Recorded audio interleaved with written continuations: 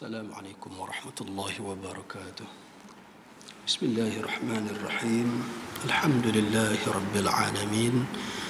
Wassalatu wassalamu ala asyrafil mursalin sayyidina wa habibina wa syafi'ina wa maulana Muhammad sallallahu alaihi wasallam wa ala alihi wa sahbihi ajma'in.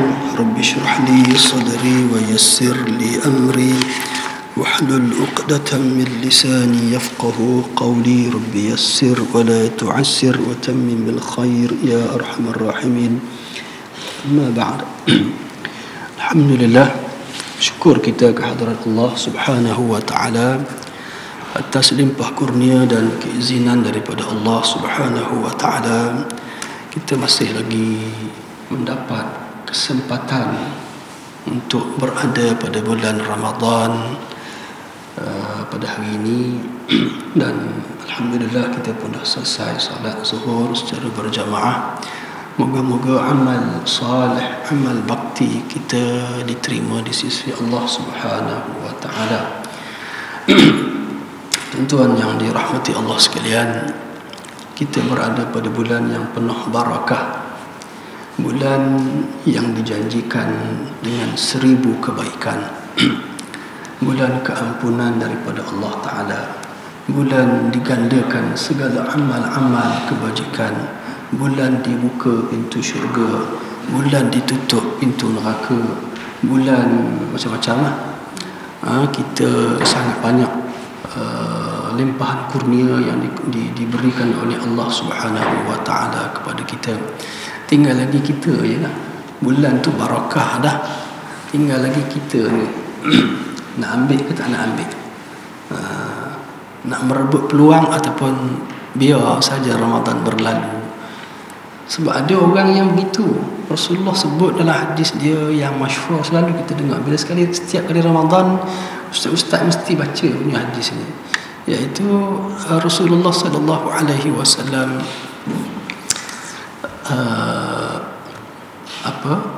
menyatakan malanglah bagi ada 3 jenis manusia tu. Malang sungguhlah, raghima anfu rajulin, malanglah bagi seseorang itu.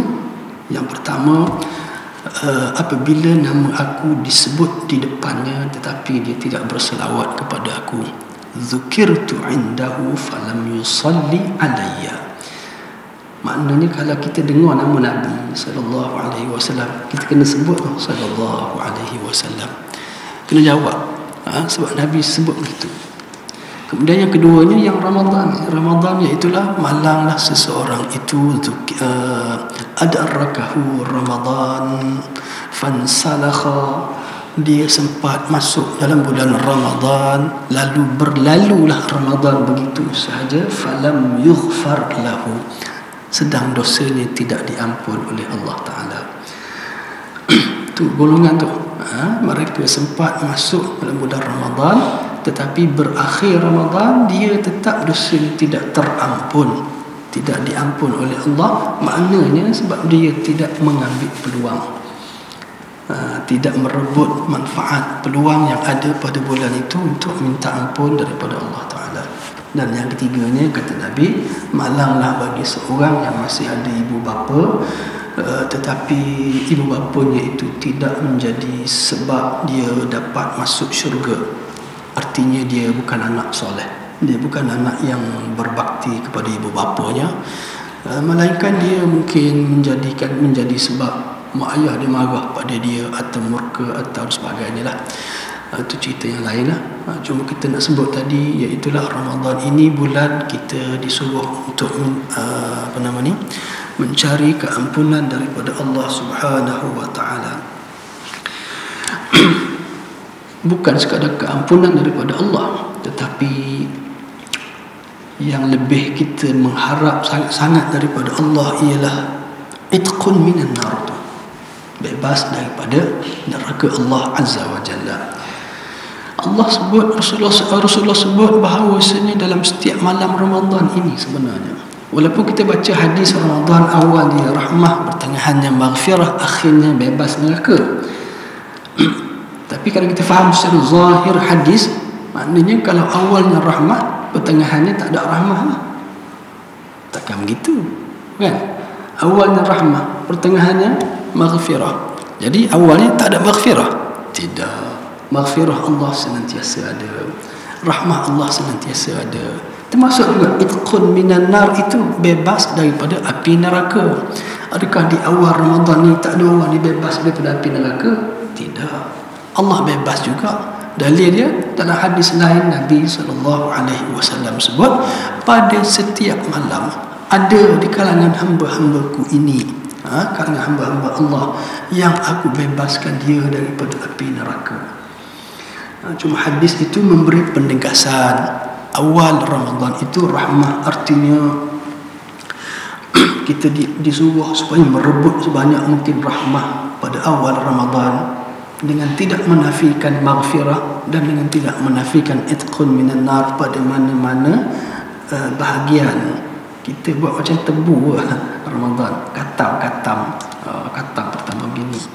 Tapi maksudnya hadis itu nak menjelaskan rahmat Allah, maghfirah Allah, kebebasan daripada api neraka itu memang senantiasa ada, asalkan kita mencari dan mengharap.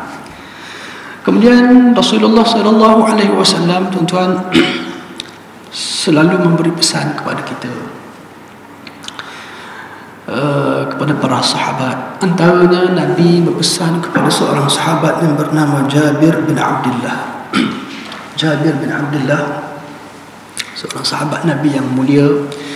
Nabi pesan dalam bentuk khutbah. Jabir meriwayatkan bahawa Rasulullah SAW berkhutbah, menyampaikan pesanan kepada umat. Nabi berkata, ya ayuhan nas, tubu ilallah qabla an tamutu. Wahai manusia, wahai sekalian manusia, bertaubatlah kepada Allah sebelum kamu mati. Kemudian wabadiru bil a'mal salihah qabla an tushghalu, dan bersegeralah kamu melakukan amal-amal saleh sebelum kamu disibukkan dengan kerja yang macam-macam. Ini antara khutbah Nabi ataupun antara pesan Rasulullah SAW untuk umatnya. Bertaubatlah sebelum mati dan beramallah sebelum sibuk. Sebelum kita disibukkan dengan macam-macam urusan dan macam-macam pekerjaan. Dalam hidup kita ni tak menentu. Kita tak tahu bila masa yang kita nanti akan sibuk. Tahu tak? Tak tahu. Boleh agak aja lah. Boleh agak bulan depan ni macam nak sibuk. Boleh agak-agak begitu saja. Bulan lagi sekali macam nak banyak program nak buat. Itu nak buat, ni nak buat. Oh, bulan tu nampak macam sibuk. Pasti sibuk? Tak pasti. Boleh jadi bila sampai bulan yang kita sangka kita sibuk itu, boleh jadi bulan tu kita MC sebulan, duduk hospital, tak sibuk langsung tapi sakit. Kita tak disibukkan dengan benda lain, tetapi kita disibuk dari segi sibuknya, dari kita disibukkan dengan kesakitan. Sibuk kot macam lain. Kita tak tahu apa jadi pada masa hadapan. Sebab itulah kita disuruh senantiasa bersiap siaga. Bersiap siaga, kena senantiasa bersiap sedia. Termasuklah tahu bila nak mati, tidak tahu. Hanya Allah yang maha mengetahui bilakah saat kematian. Maka sebab itu kita disuruh supaya bertaubat sebelum mati, sebab kita tak tahu bila nak mati. Maka hukum taubat itu adalah wajib atas sekalian dosa yang kita lakukan sepanjang hidup kita ini.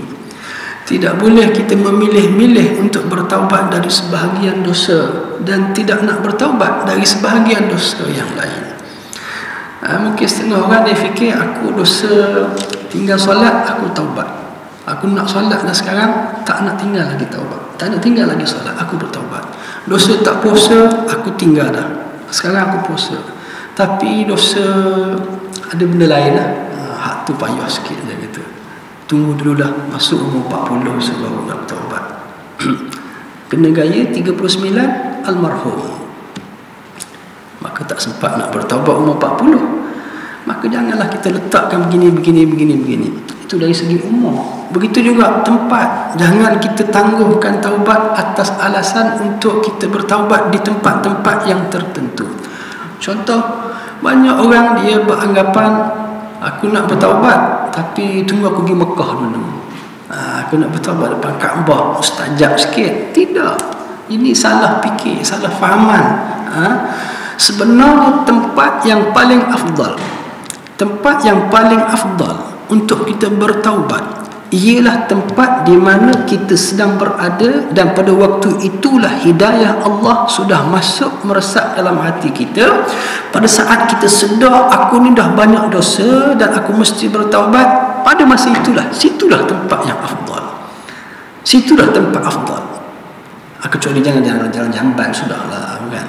Maksudnya keluar tandas nanti, masuk dalam bilik dia, dia dah siap berwuduk dalam bilik dia. Dalam bilik dia itulah tempat yang paling afdal untuk dia bertaubat, kerana di situlah dia telah diberi hidayah oleh Allah. Dia telah sedar daripada dosa-dosa yang dia dah lakukan. Begitu. Sebab kalau kita tangguh, nanti lepas asar kadang-kadang kita ni suka begitu. Lepas asar nanti rasa syahdu sikit agaknya, ataupun tahajud malam nanti bimbang, takut tak dan tahajud, kita dikejut oleh malaikat Israel tengah-tengah jalan. Tak sempat nak sampai ke tahajud, habis tengah jalan. Jadi taubat ini merupakan perkara yang tidak boleh ditangguh-tangguh. Hukum dia wajib, kemudian wajib daripada sekalian dosa, kemudian wajib bersegera. Itu 3 perkara tu. Mesti bertaubat daripada sekalian dosa kita, dan wajib bersegera. Tak boleh ditangguh-tangguh. Sebab kalau kita tangguh, kita tak tahu, mungkin ajal kita sampai sebelum sempat kita bertaubat kepada Allah Subhanahu wa taala. Dalam kitab Wasaya Ar-Rasul, sebuah kitab hadis yang menjelaskan tentang wasiat Rasulullah sallallahu alaihi wasallam. Dalam penjelasan berkenaan dengan hadis ini, hadis yang kita baca ni, pengarang kitab itu menjelaskan bahawasanya terdapat athar, yakni kata-kata hikmah ataupun amalan-amalan yang diwarisi daripada ulama-ulama zaman silam. Mereka menyebutkan bahawasanya dalam soal taubat ini, kalau sesuatu dosa yang kita lakukan itu kita iringi dengan buat 8 perkara, maka keampunan daripada Allah insya-Allah akan mudah kita terima. Keampunan daripada Allah makbul, insya-Allah Allah terima. 4 perkara yang bersifat hati dan 4 perkara yang bersifat luaran yang kita kena buat. 4 perkara yang bersifat hati, iaitulah yang pertamanya bertaubat dan berazam untuk tidak mengulangi perbuatan dosa itu. Yang kedua, meninggalkan dosa itu. Kalau dosa dia mencuri, dia berhenti mencuri. Kalau dosa dia durhaka mak ayah, dia berhenti durhaka. Kalau dosa dia melambatkan sembahyang, dia berhenti lambat sembahyang. Berhenti lambat sembahyang maknanya cepat sembahyang, kena mempercepat-cepatkan solat. Begitulah, dia berhenti maksiat tersebut. Dan yang ketiga, dia kena rasa takut akan balasan daripada Allah, khauful iqab, kena rasa takut balasan daripada Allah. Dan yang keempat, dia kena ada mengharap untuk mendapat keampunan daripada Allah Subhanahu wa taala. Itu hati. Dalaman dia saja, dia rasa takut pada Allah, takut diazab, dan dia rasa mengharap untuk dapat keampunan daripada Allah Subhanahu wa taala. Kemudian 4 perkara yang luaran yang dia kena buat. Apa dia? Yang pertama, dia sembahyang 4 rakaat di masjid. Ni orang yang sungguh-sungguh nak bertaubat. Dia niat dalam hati yang dia sekarang nak bertaubat, nak buanglah perangai-perangai lama yang tak baik, akhlak-akhlak buruk yang lama dia nak buang. Cara dia masuk masjid secara yang sungguh-sungguh, jalan yang sebenar, berniat dan masuk masjid, sembahyang 4 rakaat. Sembahyang apa? Sembahyang apa-apa lah. Sembahyang apa-apa. Maksudnya di sini sembahyang yang sunat-sunat lah, sembahyang sunat taubat. Mungkin dia boleh buat 4 rakaat, 2 rakaat sembahyang sunat taubat. Okey. Kemudian dia kena buat apa? Dia kena beristighfar sebanyak 70 kali. Istighfar, astaghfirullahal azim alladzi la ilaha illa huwal hayyul qayyum wa atubu ilaih. Istighfar banyak macam-macam jenis. Yang terbaik istighfar ialah yang disebut sayyidul istighfar, penghulu segala istighfar. Yang tu panjanglah sikit. Kalau astaghfirullahal azim tu mungkin kita boleh habis dalam masa 15 minit, 70 kali kan. Tak apa 15 minit pun sekejap je. Kalau yang sayyidul istighfar tu mungkin dah pergi setengah jam, panjang sikit. Yang astaghfirullah, yang apa, kita baca Allahumma anta rabbi la ilaha illa anta khalaqtani wa nahnu ibaduk sampai habis tu, yang tu panjang sikit, dipanggil sayyidul istighfar. Sayyidul istighfar ni kata Nabi, sesiapa yang baca sebelah pagi, kalau petang mati diampun dosa. Kalau baca sebelah petang atau malam, pagi besok mati diampun dosa dia. Hebat suatu lafaz doa istighfar yang diajar oleh Rasulullah sallallahu alaihi wasallam. Kemudian dia akan sambung selepas istighfar, dia akan sambung dengan membaca subhana rabbiyal azimi wa bihamdihi. Ini yang kedua ni. Yang kedua tu dia gabung dua tu, iaitu istighfar dan baca subhana rabbiyal azimi wa bihamdihi. 100 kali baca. 100 kali baca. Kita baca dalam masa subhana rabbiyal azim, masa bila rukuk sujud, masa rukuk kan, masa kita rukuk kita baca subhana rabbiyal azim wa bihamdihi 3 kali je. Nak bertaubat ni kena banyak sikit lah. Baca sampai 100 kali. Selepas istighfar 70 kali, kita baca subhana rabbiyal azim wa bihamdihi 100 kali. Kemudian yang ketiga yang dia kena buat apa? Memperbanyakkan sedekah. Memperbanyakkan sedekah. Sedekah ni insya-Allah dia akan dia akan nak kata macam ni, dia macam menutup balik, cover balik lah lompong-lompong mana, kelompangan dosa-dosa kita. Dengan bersedekah dia akan menutup balik, dia cover balik dosa-dosa yang kita buat itu. Dan yang keempatnya kena berpuasa sekurang-kurangnya sehari, berpuasa kerana Allah, atas niat kita untuk bertaubat daripada dosa yang kita telah lakukan. Sembahyang 4 rakaat, istighfar 70 kali, baca subhana rabbiyal azim wa bihamdi 100 kali, kemudian banyakkan sedekah dan berpuasa sekurang-kurangnya sehari. Kalau kita nak bertaubat dalam bulan Ramadan, hari-hari puasa, tak ada jadi masalah. Kalau di luar Ramadan, puasa dah sekurang-kurangnya sehari. Sekurang-kurangnya sehari. Apa sebab? Sebab dekat sini dah merangkumi semua benda yang Allah nak daripada kita, iaitulah ibadah kita. Solat ada, istighfar ada. Istighfar dia duduk bawah zikir. Dia duduk di bawah kelompok zikir. Yang zikir ini memang kita diperintah supaya zikir pada Allah. وَالذَّاكِرِينَ اللَّهَ كَثِيرًا وَالذَّاكِرَاتِ أَعَدَّ اللَّهُ لَهُمْ مَغْفِرَةً وَأَجْرًا عَظِيمًا. Orang laki-laki yang berzikir pada Allah, banyak-banyak zikir. Orang perempuan yang zikir pada Allah banyak-banyak, Allah sediakan untuk mereka keampunan dan balasan yang besar daripada sisi Allah Subhanahu wa ta'ala. Zikir kita memang kena ada dalam kehidupan kita ini. Orang yang tak berzikir, hati dia akan jadi kosong. Dan sebaik-baik zikir itu sudah tentulah zikir ayatul Quran. Baca Quran itu sendiri sudah merupakan zikir yang cukup hebat. Okey. Begitu juga sedekah, kita disuruh bersedekah. Sebab sedekah itu lambang zakat. Sedekah ini sebenarnya ada dua. Satu disebut sedekah wajibah, yang kedua sedekah sunnah. Sedekah wajibah zakat wajib. Sedekah sunnah, sedekah biasa-biasa ni, yang bukan wajib, yang bukan bersifat kefarduan, tetapi sangat dituntut.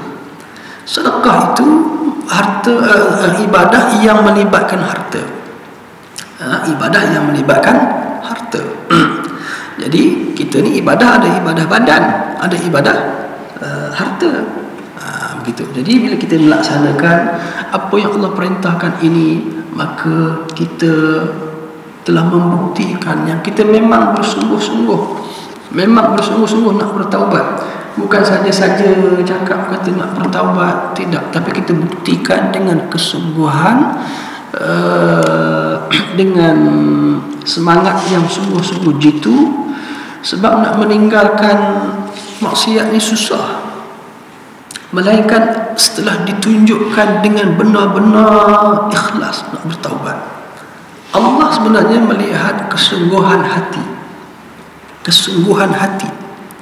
Bersungguh-sungguh ke hati kita ni nak minta ampun daripada Allah. Kalau bersungguh-sungguh dengan kesungguhan yang sebenar-benar terbit daripada hati, Allah ampun dosa walau banyak mana pun. Bukan setakat walau banyak mana dosa, malah kalau dia tak sempat buat amal baik pun, tapi sungguh dia nak bertaubat, mati masuk syurga. Buktinya kita dah selalu dengar cerita dalam riwayat hadis Rasulullah sallallahu alaihi wasallam mengenai seorang pembunuh yang telah membunuh 99 orang. Cerita ni cukup masyhur. 99 orang. Kira samsing sangatlah ni ya. Kalau setakat 19 orang, yang ni kira amatur baru. 99 ni profesional lah. Pembunuh profesional. Tapi oleh kerana dia ni ada iman, malak-malak pun masih ada iman dalam hati. Dia jumpa seseorang, boleh tak saya nak bertaubat, ini ada 99 orang dah bunuh ni. Pak Syekh tu kata, sorry mana boleh, Allah nak ampun macam mana banyak sangat dosa 99 orang. Dibunuh ni pula Pak Syekh tu cukup 100 orang dibunuh. Tapi masih lagi ada rasa dalam hati ni, aku ni macam mana ni nak bertaubat. Akhirnya berjumpa dengan seorang yang lain pula, seorang yang alim, bertanya, aku dah bunuh 100 orang, bolehkah Allah ampunkan dosa aku kalau aku nak bertaubat? Orang alim ini menjawab, tidak ada apa yang menghalang antara kamu dan Allah Azza wa Jalla. Bertaubatlah kamu dengan sungguh-sungguh hati, tapi dengan satu syarat. Dengan satu syarat, kamu tidak boleh duduk di negeri ini, kerana negeri ini negeri ahli orang jahat-jahat Melaka. Dah kawan kamu Melaka sini, ini semua ahli-ahli samsing, geng-geng Melaka sini. Kalau awak duduk sini lagi nak bertaubat macam mana? Baru nak pergi ke masjid, dah member panggil, jom ada projek malam ni.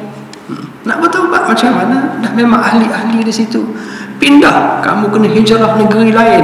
Pergilah kamu ke negeri sekian-sekian ataupun ke tempat sekian-sekian, kerana di sana ahli, mereka di sana ahli yang baik-baik. Sembahlah kamu akan Allah bersama-sama dengan mereka. Maka keluar dia daripada kampung dia, berjalan pergi ke negeri yang disebut oleh orang alim tersebut. Sampai tengah jalan mati. Bila mati, di sinilah timbul polemik. Siapa nak ambil roh dia? Datang malaikat azab dan malaikat rahmah, sama-sama datang berebut nak ambil roh. Malaikat azab kata, aku sepatut ambil roh dia. Dia ini seorang yang berdosa, dah bunuh sekian ramai manusia, tidak ada amal soleh yang dia buat. Mana dia buat baik? Aku sepatut ambil. Ni baru on the way nak kita ubat, dia dah mati dah. Malaikat rahmat kata, tak boleh. Dia telah datang dengan hati yang penuh ikhlas, maka aku sepatut ambil. Walaupun dia ni tak buat baik, tapi dia ikhlas sungguh nak bertaubat. Bukti ikhlas, dia meninggalkan kampung dia, sanggup meninggalkan kampungnya itulah bukti keikhlasannya. Ketua Samsing ni sanggup meninggalkan geng-geng, tidakkah itu menunjukkan bukti yang dia sungguh-sungguh ikhlas nak bertaubat? Akhirnya Allah menghantar satu malaikat yang lain jadi hakim antara kedua ni. Kamu ukur mayat ni dekat negeri baik atau dekat negeri jahat. Kalau dia dekat ke negeri yang jahat, malaikat azab ambil. Kalau dekat ke negeri baik, malaikat rahmah ambil. Ukur. Allah memerintahkan, wahai bumi, taba'adi, bergeraklah bumi. Maka bumi bergerak. Bila diukur, maka mayat dia didapati berada sejengkal hampir ke negeri baik yang dia nak pergi. Tadi hakim dah jatuh hukum, siapa yang dekat, dia dekat ke negeri mana, ambil lah. Maka hujung cerita dalam hadis itu, Rasulullah menyatakan, maka diambillah oleh malaikat rahmah dan akhirnya dimasukkan ke syurga. Dia masuk syurga sebab apa? Sebab amal soleh? Tak ada amal soleh. Sebab apa? Sebab keikhlasan dia yang sungguh-sungguh murni daripada hati dia, dan dia telah membuktikan. Situ poinnya. Dia telah membuktikan yang dia sungguh-sungguh ikhlas dengan cara sanggup meninggalkan kampung halaman. Allah pandang ni ketulusan hati. Memang pun innamal al-ibratu bi khawatimiha. Yang paling penting ialah kesudahan paling penting. Dia kesudahan hidup dia ialah mati dalam keadaan baik, mati dalam keadaan bertaubat kepada Allah Ta'ala, walaupun dia tak sempat nak buat amal soleh. Apa sebab? Sebab seseorang yang bertaubat, dosa seluruhnya terampun, dia bersih. Maknanya dia dah bersih. Walaupun dia tak sempat buat lagi, dia tak sempat buat bukan sebab dia tak nak buat, sebab malaikat maut dah ambil nyawa dia dulu. Cuba kalau malaikat maut tak ambil nyawa dia lagi, sempatlah dia nak bersolat, nak berpuasa, nak buat amal soleh.